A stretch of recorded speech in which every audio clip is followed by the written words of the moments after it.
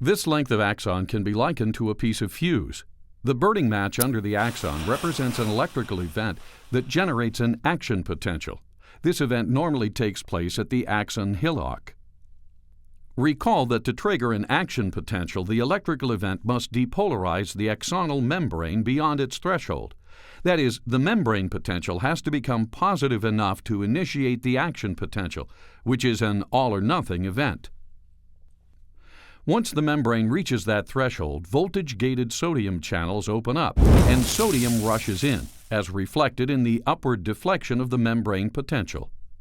But how is the action potential propagated down the axon? Look at the area just ahead of where the action potential has just fired. It is becoming more depolarized. A millisecond later, the positive charge associated with the first action potential has spread to an adjacent region of the axon.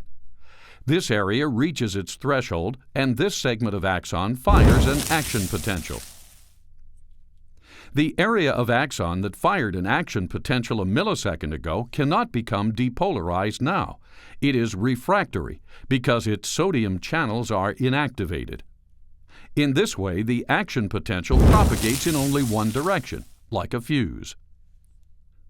Now, 2 milliseconds later, the positive charge spreads to the next adjacent region of the axon, and it reaches its threshold and fires an action potential. The region of axon that fired a millisecond ago cannot be depolarized. It is refractory. The area of the membrane that fired 2 milliseconds ago has now returned to its resting potential, but it is too far away to be influenced by the current action potential. In this way, the action potential migrates, like the fire on a fuse, toward the axon terminal, where it is delivered to another neuron. Now let's watch the whole process at high speed.